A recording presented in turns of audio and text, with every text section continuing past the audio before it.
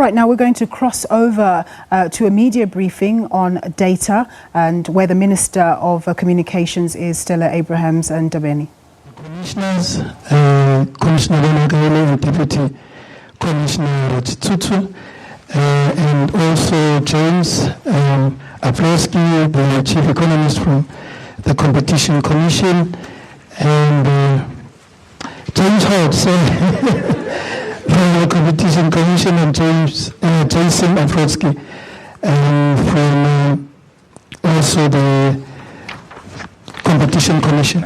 So before, I think I should also acknowledge the presence of the technical team, which gave support to the team in terms of compiling the report. There's a slight change in terms of programs. I'm sure you saw one program coming and the other one being withdrawn. We will then, in terms of the program before us, we will hand over to the Commissioner, who is going to give some remarks, and then hand over the report to the Minister of Trade and Industry. Immediately thereafter, the report was handed to technologies, who will also give us remarks, and immediately thereafter we'll revert back to the proceedings as indicated earlier in terms of our program. So without further ado, let me call upon the Commissioner to give us comments. No, it's fine. I'll stand. Thank you very much, Master of Ceremonies. Ministers here present, Minister Patel and Minister Ndabeni Abrahams. I would like to very quickly say that all protocol observed. I don't have much time. I want to welcome you at the Competition Commission for this briefing. Very, very important briefing on the final outcomes of our market inquiry into data prices. Sipo has already explained the proceedings for today. What I have to do is to give you a very, very high level summary of the report, and then we will hand over the report to Minister Patel, who will then hand it over to Minister Ndabeni Abrahams. So just a very quick background. This report was initiated by the Commission in August 2017, and it was initiated at the request then of Minister of Economic Development, who is now Minister of Trade and Industry. He wrote us a letter explaining that he requests that we do this quickly after consultation with his counterpart, who was then Minister of DTPS. This followed a public outcry in South Africa about data prices. Many of you will recall this was the time of data must fall activities and a whole lot of others that constituted broadly a background. So this was really if you like, a response into those. We will give you further context on this when we are doing a fuller briefing. We then did a report which culminated into a provisional report that was released in April this year, 2019, with some findings which I will not get into now. We now, after consulting with stakeholders who had made submissions and considering the submissions are in a position to present to you the final report. Maybe 2 or 3 things emanating from the report before I hand it over to Minister Patel. It is obviously a very important report in a country like ours, where we have a strategy, the 4th industrial revolution, as one of the pillars of our growth as we move forwards. And we made a couple of findings. 2 of them I will highlight to you in the interest of time. The one is the report finds that the market is highly concentrated. This is the market for data services in South Africa, with a duopoly of the 2 leading operators, Vodacom and MTN. And in fact, even if you were to consider all operators, you will still be left with a highly concentrated market. But the report really finds that there is no significant competitive constraint that the 2 smallest operators provide. And in fact, confirms that Vodacom is a clear leader in this race. We'll get into the details of that finding.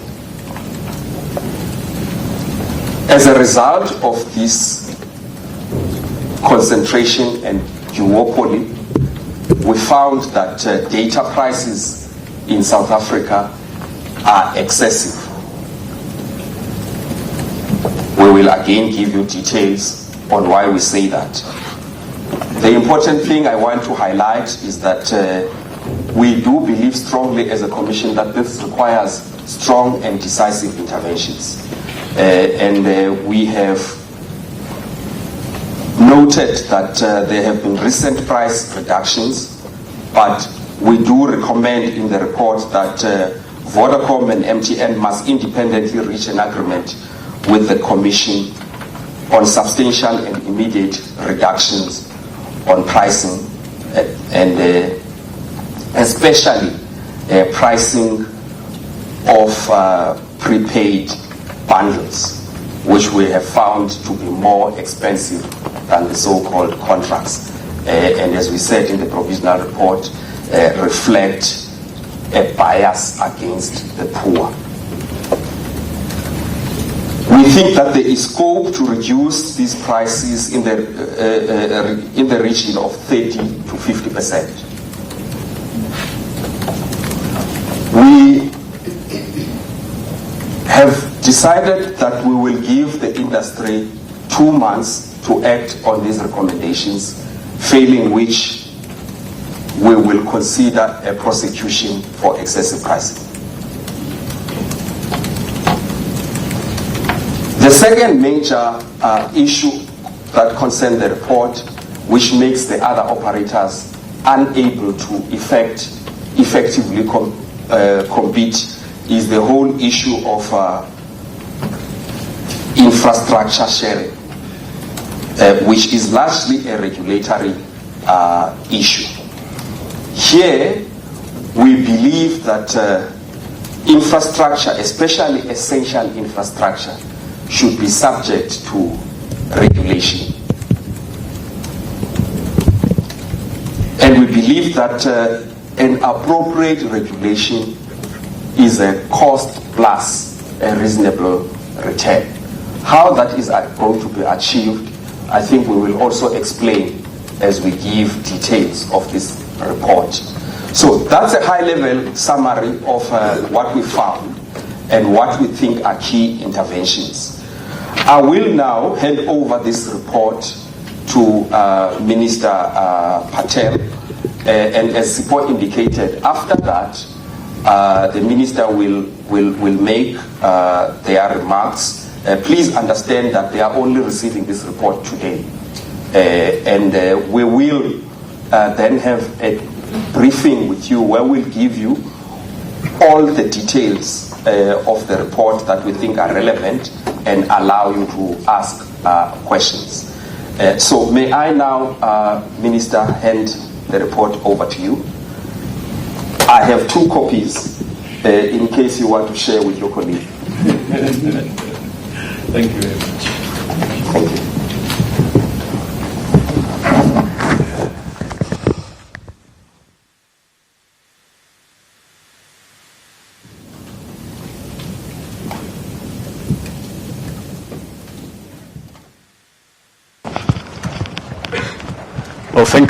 Well, thank you very much, Commissioner. And let me start by acknowledging the presence of Minister Stella Ndabeni-Abrahams.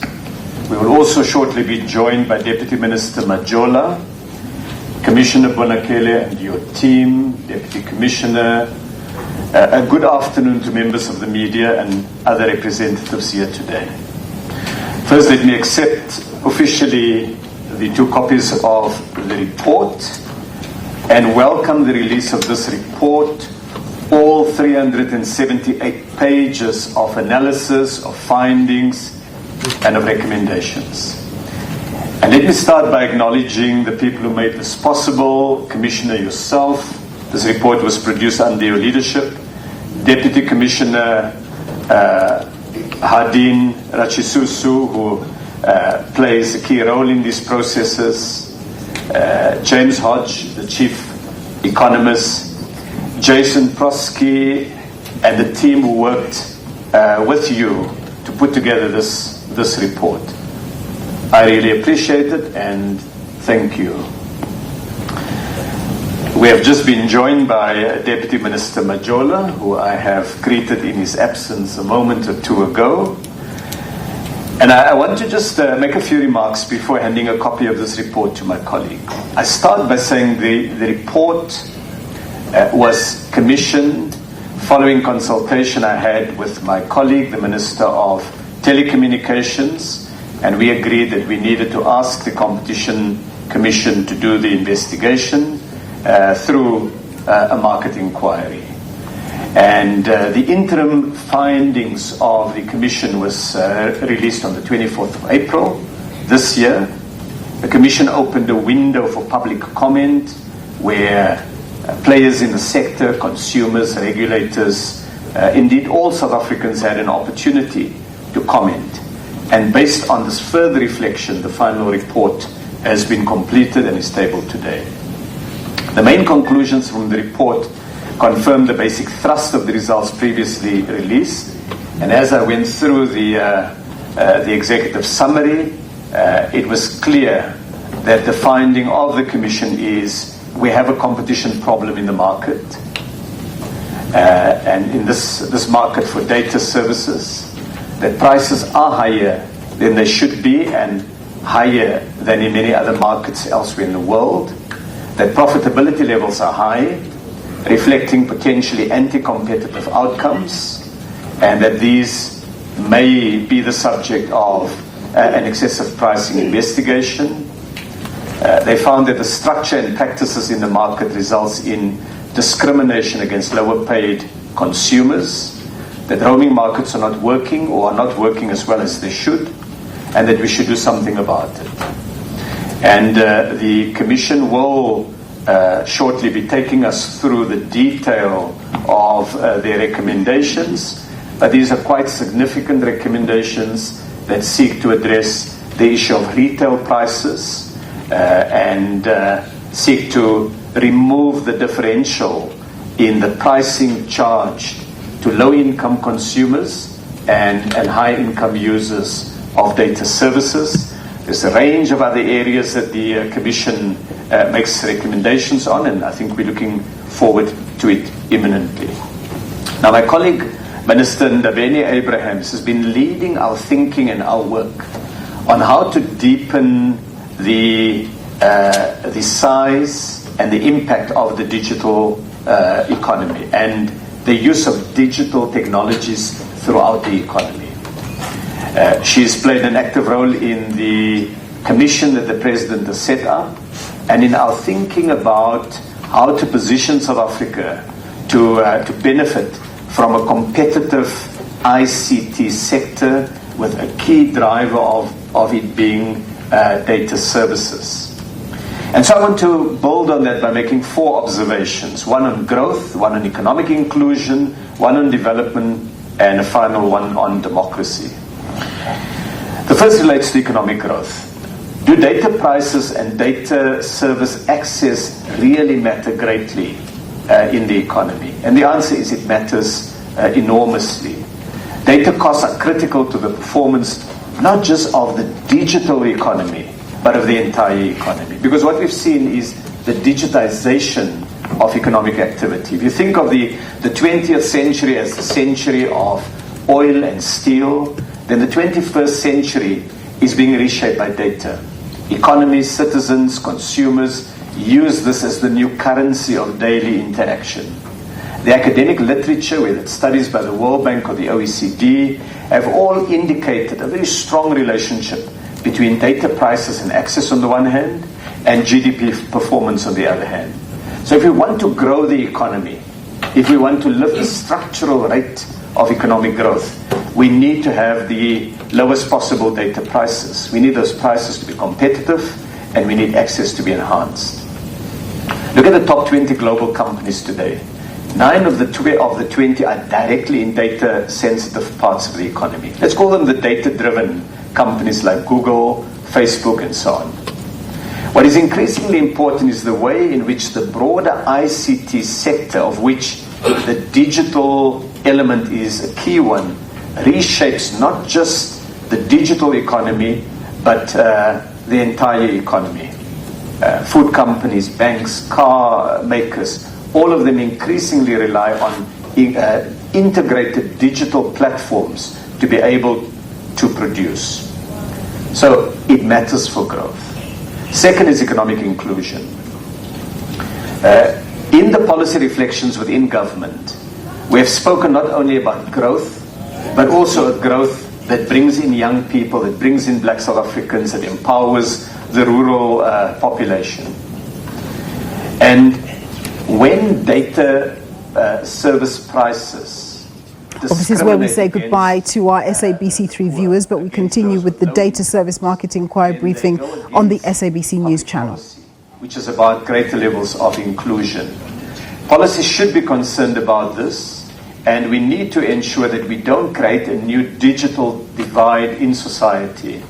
And there are many great examples of inspirational young South African entrepreneurs using the digital economy, innovating, whether it's new taxi driving platforms or fintech applications, but young people are reshaping. And so cheaper data prices give greater access to young consumers, and the young generation is finding its feet in this economy, and we need to help them with this. The third is about development. The data revolution is not only about the traditional economic activities. It's not only in the production of goods and services that we find digitization. Healthcare is and will continue to be fundamentally changed by data. Access to learning, to education, to skills development is a function of learning platforms that are increasingly digitized, and it supplements normal education and increasingly opens up opportunities for young people to experience the best education that the world has to offer through these digital platforms. And so you can take any area of development and you can see the digital footprint reshaping that area. Finally is the issue of democracy and an informed citizenship. Whether it is communication exercises or election campaigns or the normal communication between government and citizens, digital platforms play a greater role. In the conversation between South Africans and among South Africans, social media is a key driver. When the generation pre-digital, they call us the non-natives, when we grew up, it was a different level of social engagement. But the digital natives, those who have grown up within the digital economy, communicate via this. And so for all these reasons of growth, inclusion, development, and democracy, it matters what happens to prices.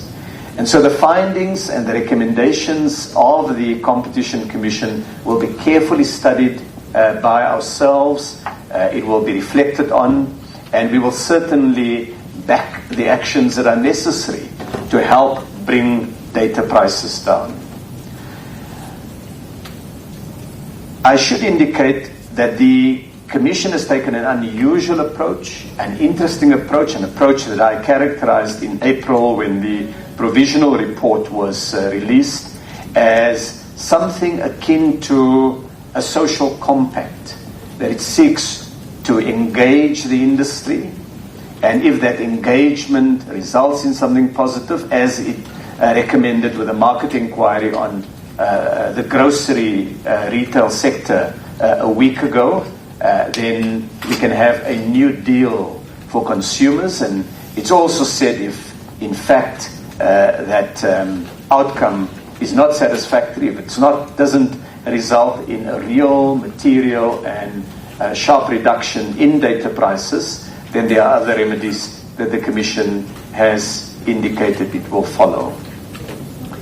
So I really would like to do two things. One is to take one copy of this report and give it to a colleague who's going to play a very big role in many of the recommendations in this report. And before I hand it over to her, I had challenged Commissioner. I had challenged you in April to take the then provisional report and summarize it in 10 tweets. In 10 tweets. And I think today we need something similar. Crisp summaries of your recommendations that can be the basis of the Twitter trends later today. So you've got your homework, and it's my pleasure, therefore, to share one copy of this report with Minister Ndabeni Abrahams, and to ask her also then, through the MC, to say a few words.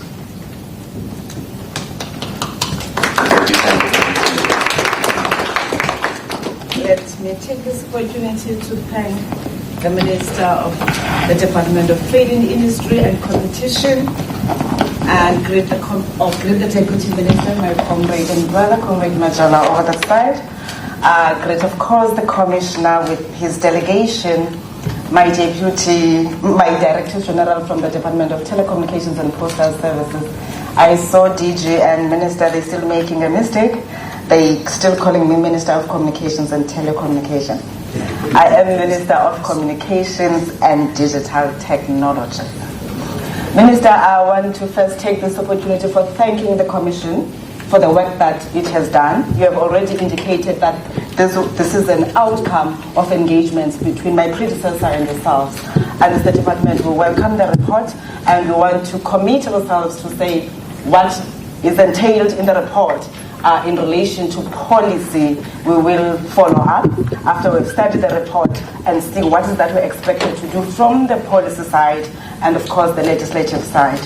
I am also happy, colleagues, to note that I see Vodacom and MTN here, which also makes my job very easy, because as we receive this report, it is upon ourselves to engage and see how do we then make sure that we find each other in terms of ensuring that the people of this country indeed have access to fair and credible communication as we are expected to do. Minister, I'm speaking to people here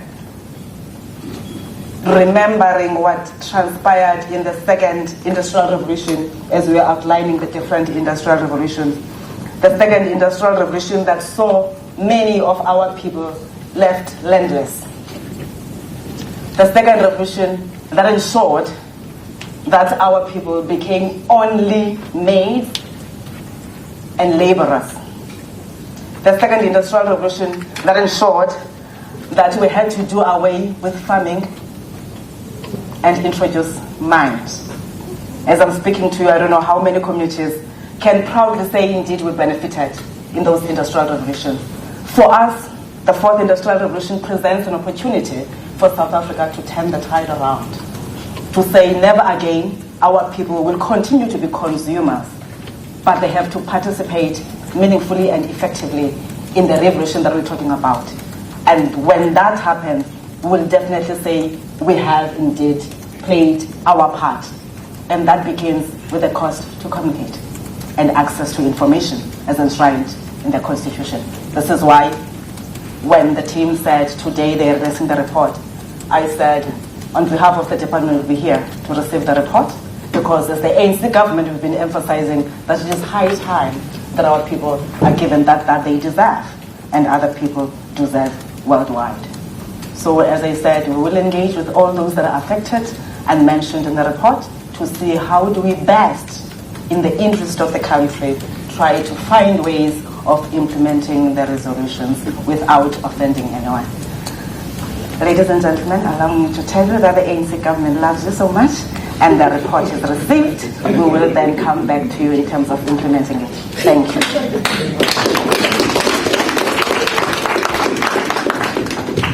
Thank you very much to the Minister. Now I call upon the Commissioner for a word of gratitude to the Ministers.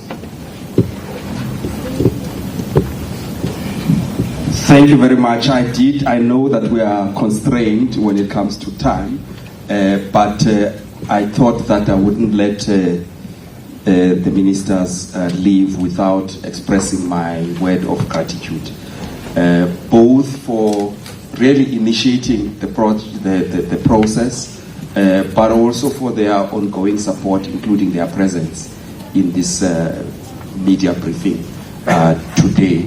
I also want to thank the DG really for all the cooperation. You know, when you undertake something like this, you interface with the different departments. There is always a possibility that you may face resistance, you know, departments asking you whether you are investigating them. But it's been very easy to work with the department. I just want to say this in the presence of ministers, as well as everybody who has made this work a success. So I just wanted to mention that. We will thank everybody at the right time, but I know that Minister Stella Ndabeni-Abrahams is going to take leave soon. So thanks very much. Thank you, Commissioner. I think at this point, let's allow the Minister to take leave of us, and then we resume with our program. And I know that very many of us are on deadline, so we'll try and make sure that we are short as much as possible. Thank you.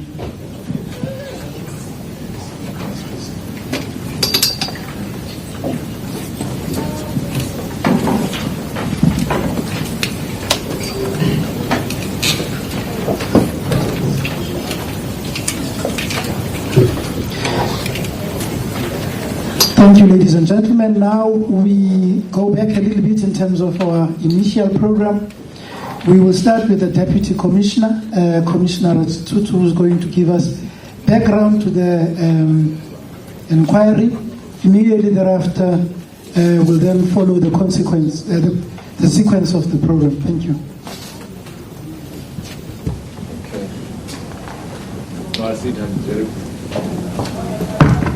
Well, thank you very much, Program Director and Minister and Deputy Minister. We thought it's important, and the Commissioner has already touched on this, because that for the benefit of everyone, that we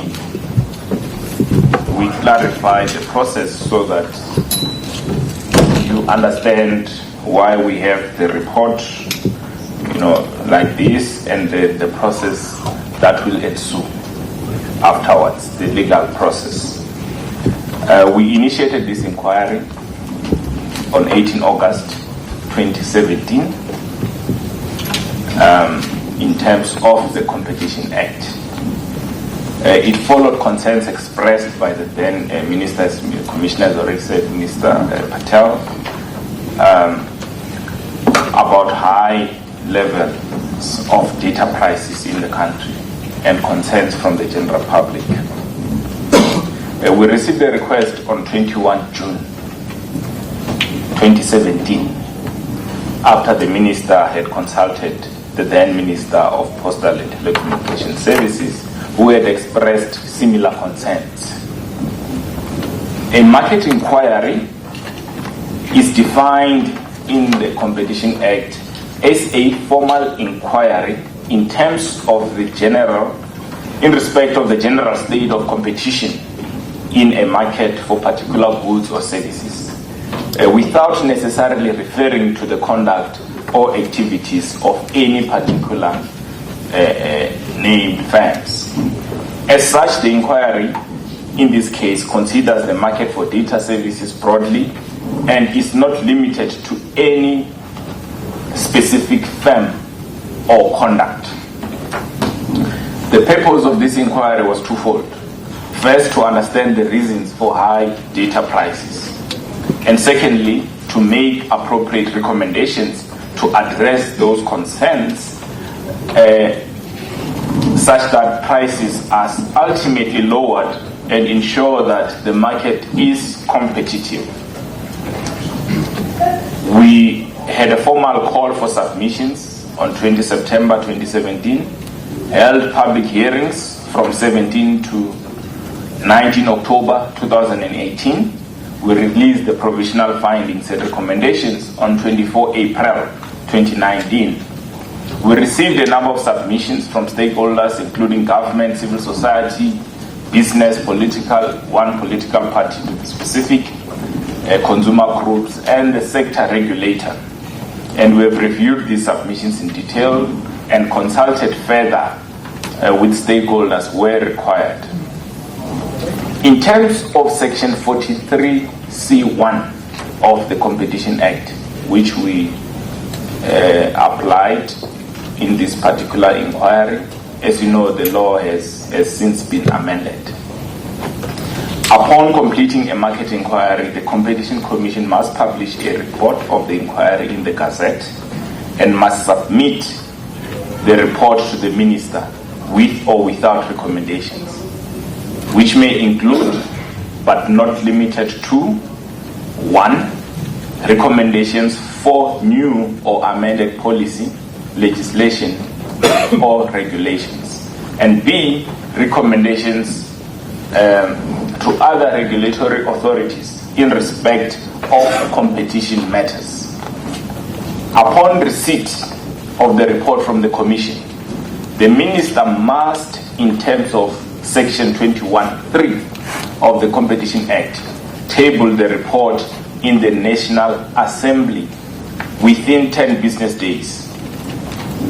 Or, if Parliament is not sitting, which I think is the case now, within 10 business days after the commencement of the next sitting.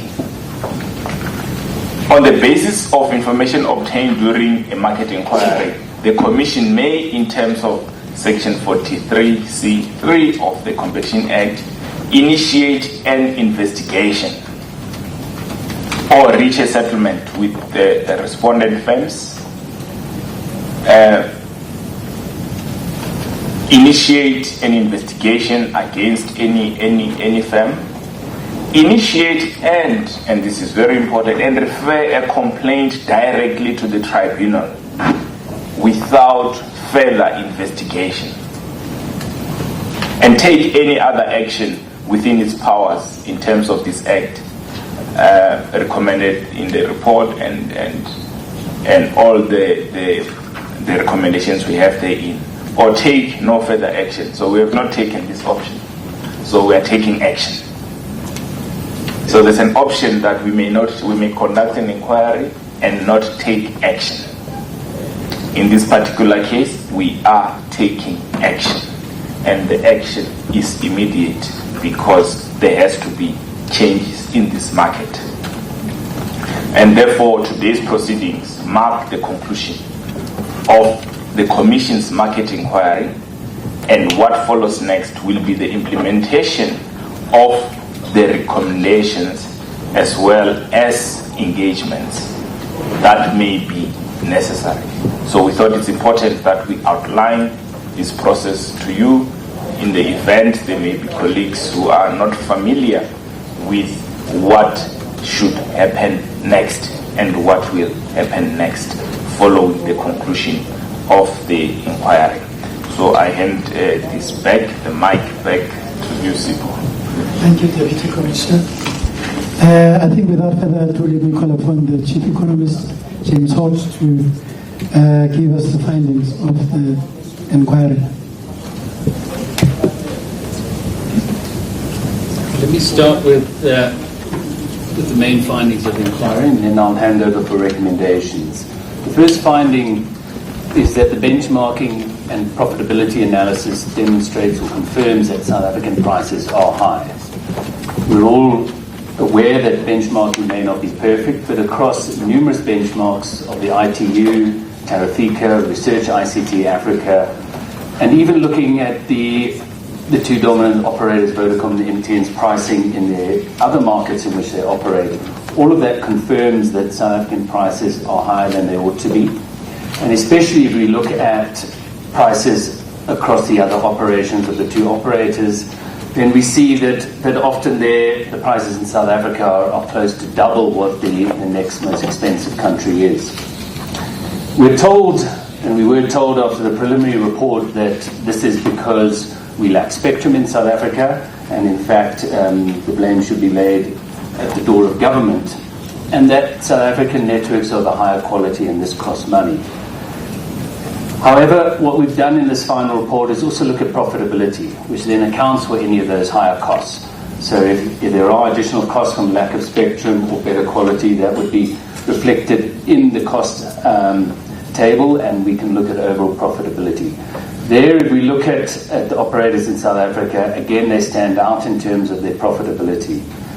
So we've put in your summary finding, but for Vodacom South Africa, their EBIT and EBITDA margins are some 8, 9 to 11% higher than the operations in other territories.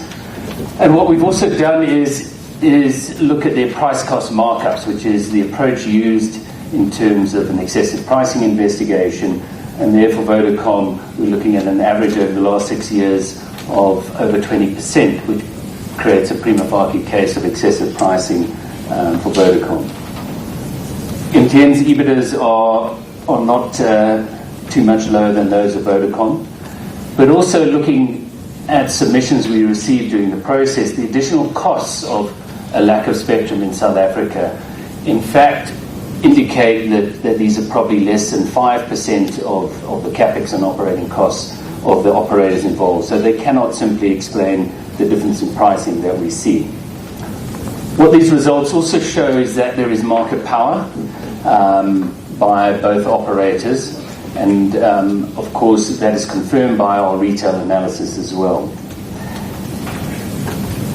Probably a bigger element to the preliminary report was also the finding of anti-poor pricing by the inquiry's team. And we see that not only in the tariffs, where the effective cost per megabit for small bundles is inexplicably higher than for larger bundles. And while we all appreciate some degree of volume discounting, the difference is incredibly stark in South Africa. There's no cost explanation for this, and there remains no persuasive cost explanation for this. However, digging deeper in this second phase, we were told that in fact poorer consumers have seen their data costs come down. But as one scratches the surface of that, it's clear that poorer consumers have had to resort to hourly and daily bundles in order to access affordable data. And it's not as though the prices of monthly bundles, which would give continual access to the online community, have come down at all, because in fact those haven't. And that is another feature that the inquiry team has identified. A stark contrast in strategy in South Africa compared to other operating markets for Vodacom and MTN. That in South Africa for 5 years, until literally last month, the prices for 30-day prepaid bundles have remained unchanged, despite obviously the cost of data falling and prices falling in other jurisdictions as well. This suggests that strongly indicates that there is what we would term partitioning strategies and exploitative price discrimination. And that is a finding of the inquiry. What is interesting is that a company like Vodacom will respond to heavy data users on the telecom network by reducing prices, but there is no response for 5 years in terms of the prepaid. So on a postpaid model, you can get up to 20 gigabits for 200 Rand or 10 Rand a gigabit, but until a month ago on prepaid, you could get only 1 gigabit for 150 Rand. And that highlights the differences in pricing. There has also been a shift in South Africa to personalized pricing. And I think it's well recognized globally there's a risk that personalized pricing in fact seeks to exploit those that maybe exhibit behavior which doesn't protect them from that sort of pricing strategy. And as we noted in the preliminary report, and we note again here, probably a distinguishing feature between those heavy data users on postpaid and poorer consumers is that poorer consumers don't have alternatives, whereas the heavy users often have fibre to the home at home and Wi-Fi at work, as employed people who can access credit and get postpaid bundles. So what is apparent from the strategies is that poorer consumers increasingly are reliant on hourly and daily, and as I indicated, that is an inferior service. It's not a like-for-like service and doesn't guarantee continual access. For one operator, we see that in fact sales to lower-income consumers on their own basis reached a peak of almost 85% of all sales of data airtime, and is now more around 75%, which shows that most likely for a majority of consumers there isn't in fact continual access. It's intermittent access to the online world. There has been much debate and interaction on whether, even with those short validity periods, that there is a lower effective price for poorer consumers. Again, the report goes into detail on that, but finds that in fact the best case, poorer consumers have been exploited in the past, and they have bridged some of that gap through having to resort to short validity bundles. But actually a lot more of the data suggests that there's still a large gap between the effective price paid by poorer consumers despite having to resort to short validity bundles.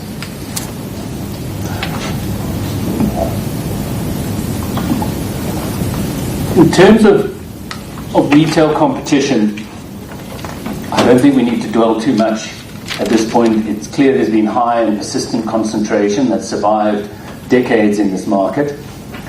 And the profitability analysis just confirms that there is market power, and the lack of responsiveness to price decreases, especially in prepaid by Telkom and SABC, by Vodacom and MTN, indicate that they are able to price independently of the other networks. As we outlined in the initial report, in the preliminary findings, that what we see is first mover advantages have become entrenched, high levels of profitability, which are then partially put into network expansion and quality expansion in the network that give an advantage over the rivals, means that this position remains entrenched. Rivals who are forced to price low in order to try and grab market share don't then have the capital resources to in fact invest in their network and see some of the gains from increasing quality. And we all know at the moment SABC is in a position where it's looking for a turnaround strategy in order to resume that challenge. What this does also point to is wholesale market issues. That challenger networks do rely on roaming agreements, facilities access in order to expand their network, but also to in fact realize some of the benefits of competition and be able to make sales to consumers in areas they don't have operations. With roaming, there are only two networks, Vodacom and MTN, that are able to provide coverage in rural and underserviced areas. And what we've seen is historically these were poor quality and poor price. The quality issues have been addressed in the latest roaming agreements, but the current ones still have the problem that effectively these are not wholesale rates. That in many instances the roaming rates are above the effective retail rates of the roaming provider.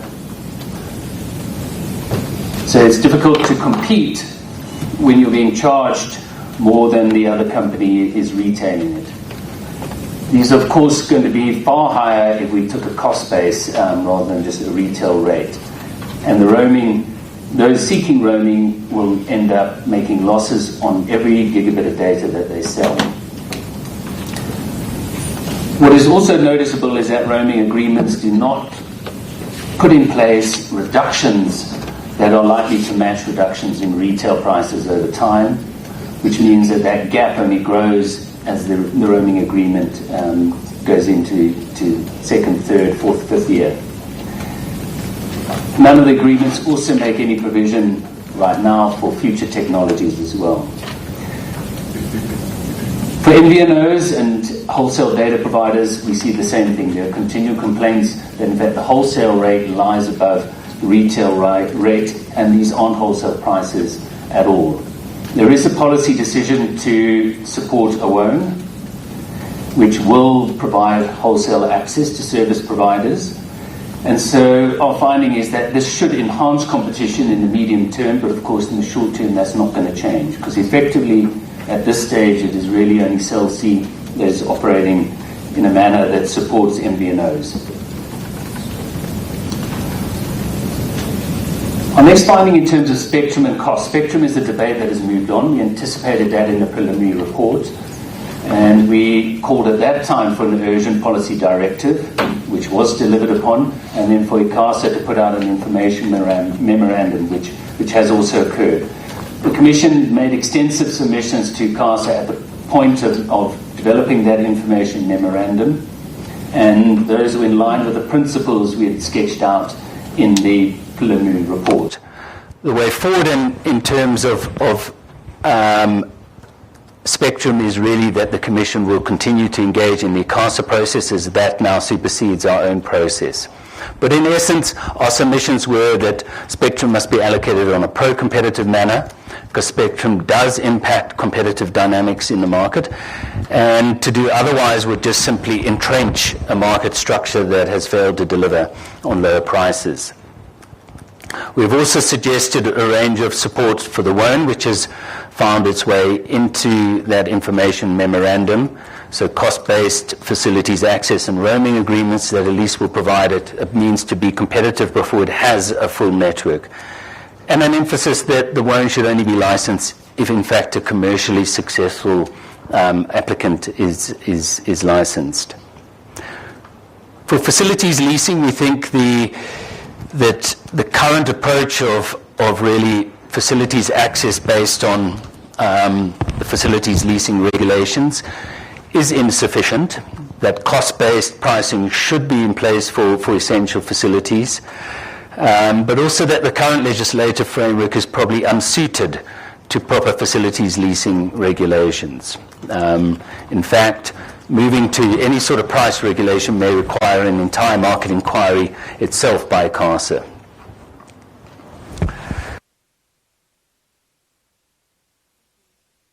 The last area in terms of findings is really about alternative data services. We highlighted this issue in the preliminary report, and there weren't many submissions at that time, but we have, and the team has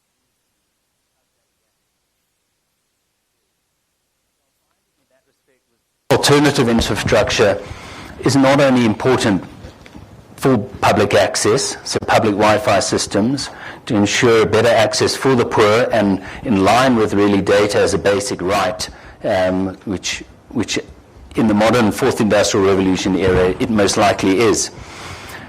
But also to support alternative infrastructure, because at the margin it does bring competitive pressure on mobile operators. And even in moving towards a 5G world, a dense network of fiber optics, cables and service would better service the economy and the broader economic goals. So the findings are that there are some innovative models out there. In terms of fiber to the home, often it is the high cost of the investment, but also finding revenue models at work. But there are entrepreneurs out there moving to address that. There were specific complaints in respect of Telkom OpenServe's IP Connect product. And after engagements with Telkom OpenServe, the inquiry has found that those markups are in excess, well in excess of costs, and that again is a prima facie case of excessive pricing that will form part of our recommendations. In terms of public Wi-Fi and other initiatives, the report provides, I think, interesting reading and ideas for how government may take this forward. But one in particular maybe stands out is that in the world of data in particular, there is not the same requirement as there is in voice for interconnectedness to every other subscriber nationally. And so, in fact, there's a lot more room for spectrum to be used at a subnational level or local level to support community networks and other networks that may provide cheaper access than and that has formed part of our submissions to Council. I think that's a summary of the findings of the inquiry, and I'll now pass over to the Commissioner to read through the recommendations. Thank you very much, James. And over to you, Commissioner. Thank you.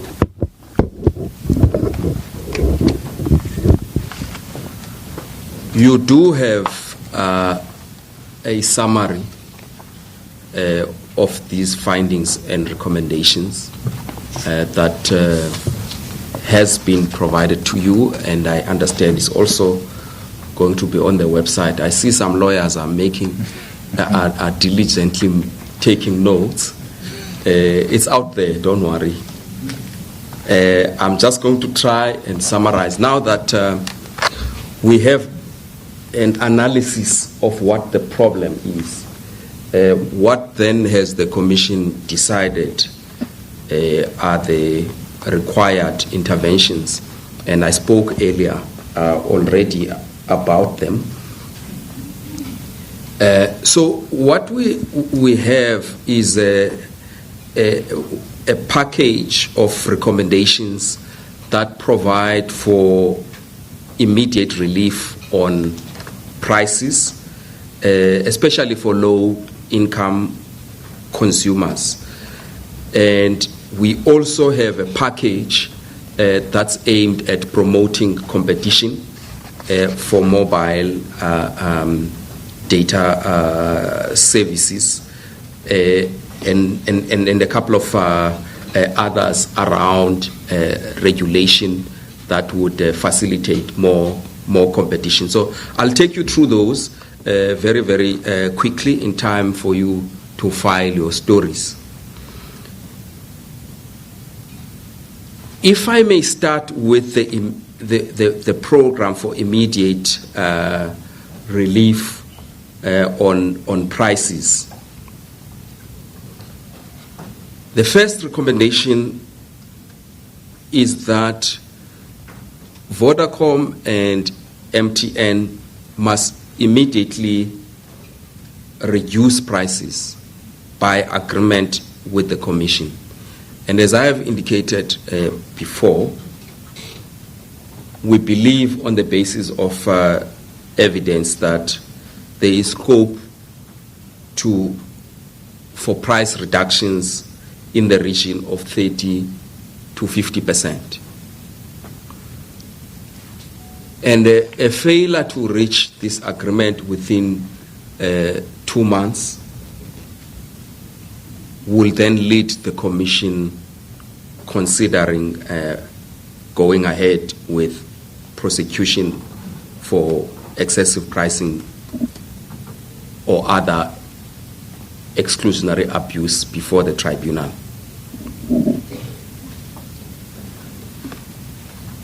Two, Vodacom and MTN must independently reach an agreement with the Commission also within 2 months on the reduction in headline prices of all 500 megabytes 30-day prepaid data bundles to reflect the same cost per megabyte as the 500 megabyte 30-day bundle that is for postpaid or contract. So we are calling for the removal of the price discrimination for those data bundles. Also, 3, Vodacom and MTN must immediately reach an agreement with the Commission to cease the ongoing partitioning and price discrimination strategies that may facilitate greater exploitation against the poor. This again reinforces the previous recommendation that discrimination against poor customers has to be eliminated. 4, all mobile operators must reach an agreement with the Commission within 3 months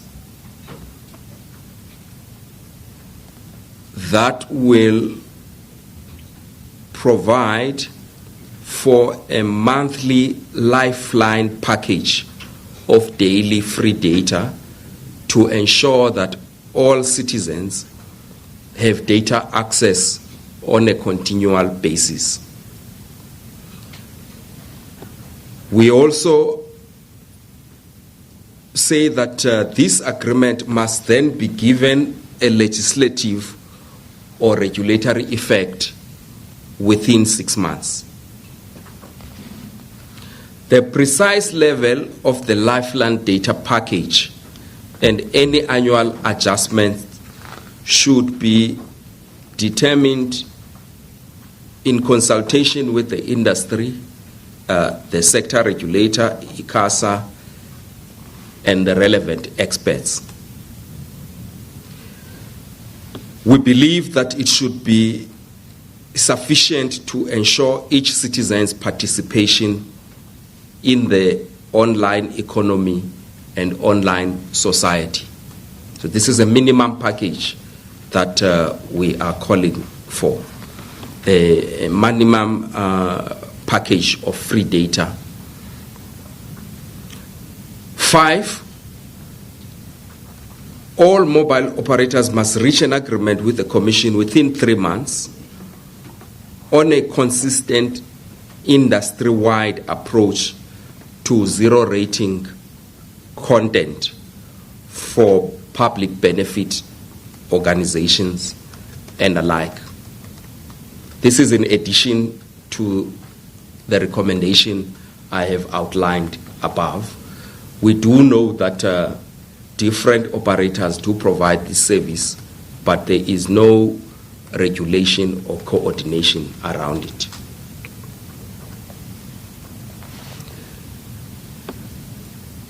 Recommendation number 6 deals with promotion of transparency in pricing.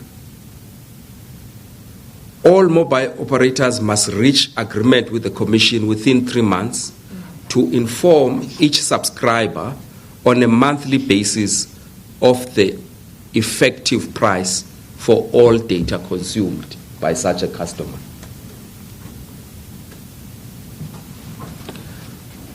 Seven,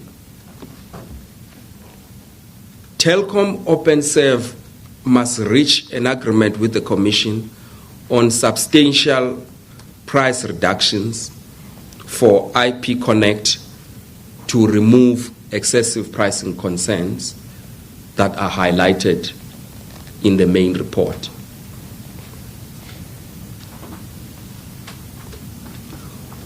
With respect to the above recommendations on the level and structure of pricing, should an operator fail to reach the required agreements with the Commission within the specified time frames, as I outlined, the Commission will proceed to consider prosecutions in terms of various sections of the Competition Act.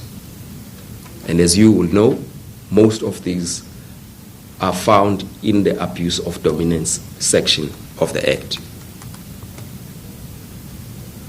The other aspect of the immediate relief on pricing relates to the release of spectrum. James have already talked about this point and what our position is. I should commend the fact that government as a whole is committed to the release of spectrum, and Minister Stella Ndabeni-Abrahams has released a policy directive in this regard, and we are engaging, as James says, with ICASA on how best to do this in a way that's going to promote rather than frustrate competition. And one of the things that are essential is really consider the form of spectrum allocation. If spectrum is allocated to the highest bidder, it is likely that this will frustrate competition. So one has got to be creative, and we're very happy that ICASA is open to this. Of course, this also does mean that one must look at how the incumbent operators, particularly the ones that have been defined as dominant, the two largest ones, how do you make sure that you don't allocate spectrum in a way that further entrenches that dominance? So you may have to consider spectrum allocation caps and things like that. But we've left this because the process is unfolding, so we don't have very firm recommendations, and we have opted to participate in the regulator process and hope that whatever outcome will be reached will promote competition. In terms of the program that is aimed at enhancing price-based competition in the mobile industry, we recommend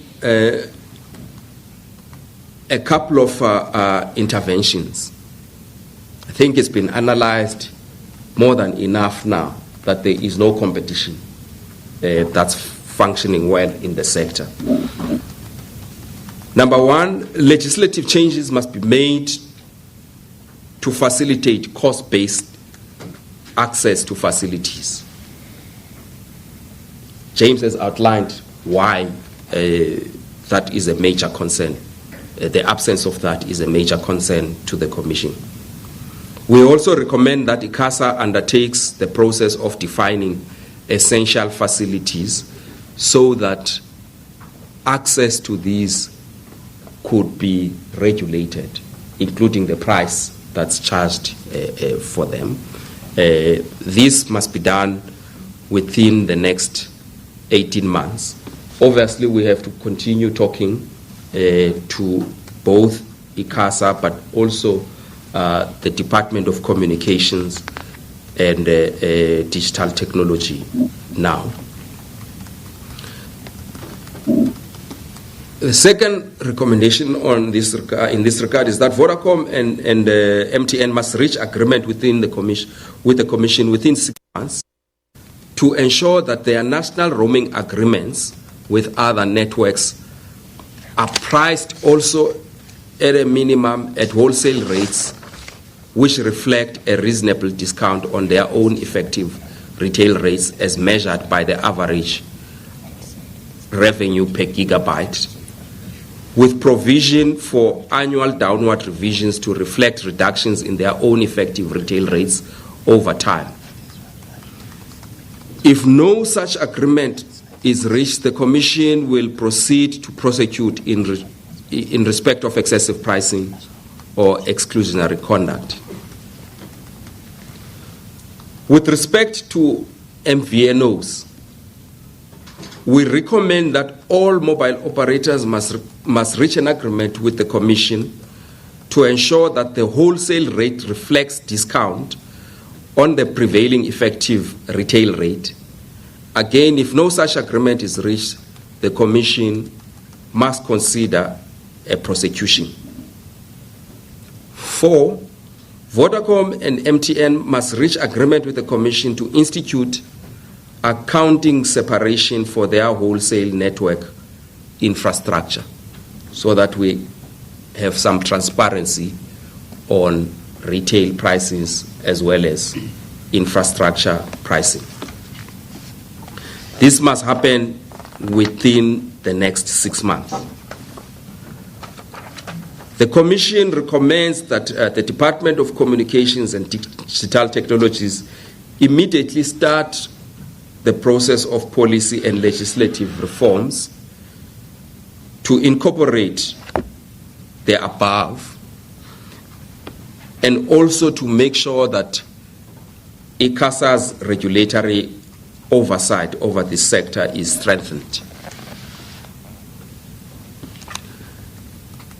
The legislative changes must, at a minimum, include a comprehensive review of Section 67 of the Electronic Communications Act to ensure that the preconditions for regulatory interventions are proportional to the type of intervention envisaged. It goes without saying that we think that this section is overly prohibitive of regulatory interventions insofar as it prescribes a requirement, certain minimum preconditions before an intervention can be made. To provide for the regulation of national roaming and MVO agreements by ICASA in line with the recommendation that I have outlined above in this respect.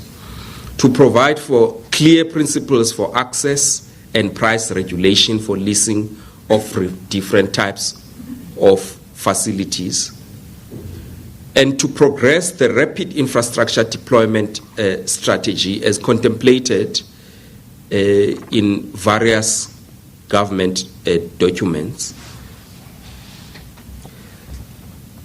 We also note that, as per our provisional report, that access to internet, especially for the poor, could be greatly enhanced by availability of free Wi-Fi. We note, as we did in our provisional report, that again the availability of free Wi-Fi tends to discriminate against the poor. So the rich are able to have access to Wi-Fi at hotels, at places of work, and many of the places that they visit, including restaurants.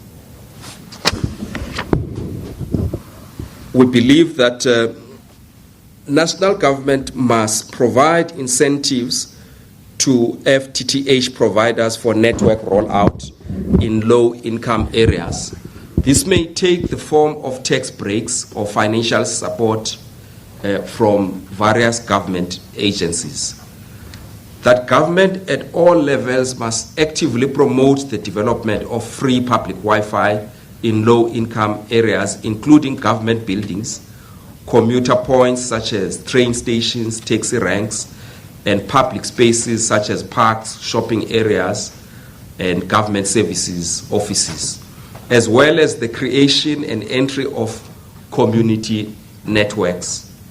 The ultimate objective should be for at least that each municipality should have a place that provides free or affordable Wi-Fi service in such public areas within the boundaries of such a municipality, at a minimum. That ICASA considers models and regulatory changes to allow at least non-profit community networks and possibly small commercial enterprises to access licensed spectrum not used by mobile operators in rural areas in a similar manner to television white space, which has enabled localized broadcasters. And finally, that a single government department or agency be designated as responsible for driving these initiatives across various spheres and departments. And we believe that such a department or agency must have access to technical expertise through an advisory committee of experts to assist in the capacity building as well as the expansion of these internet services. Coordination of this obviously has to be left to government and ministers. That concludes the recommendations of the Competition Commission. It's now left up to me to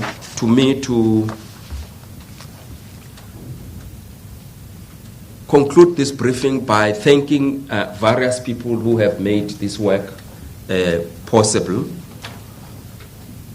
I have already mentioned that we got a lot of encouragement and in fact a request from the minister to do this. So I would like to thank him for really his commitment to make sure that we thoroughly look at this, and I hope we did not disappoint. So thanks, as well as once more both the minister at DTPS, then Minister Twele also was involved in this, and the entire department. I thank them for raising this matter as sharply as they did, as well as for cooperating during the inquiry process and for providing us with information.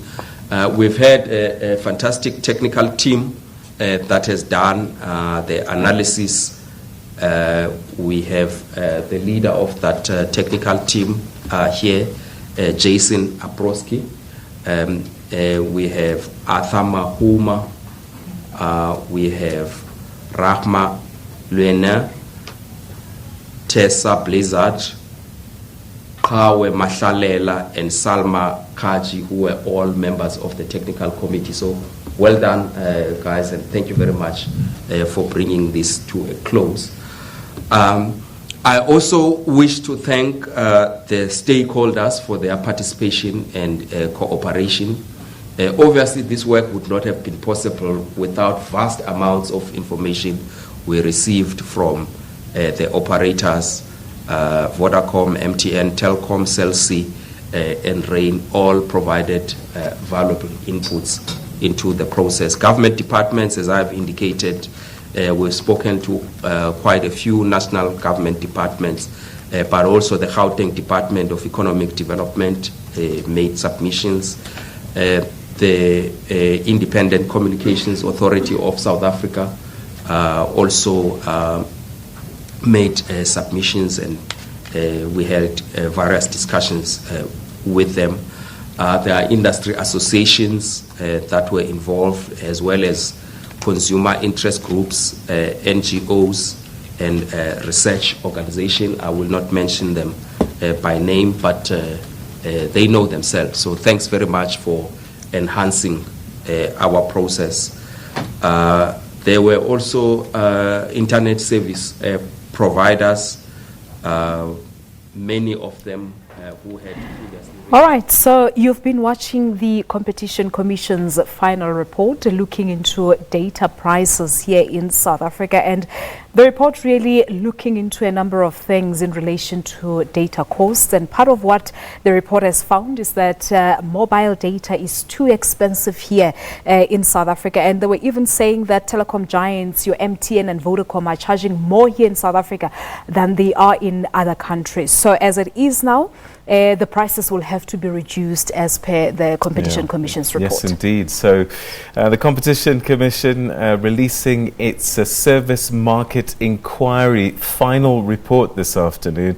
And as Palisa was saying, the Trade and Industry Minister, Ibrahim Patel, saying that they're going to have to take action here because data prices are just too high in South Africa.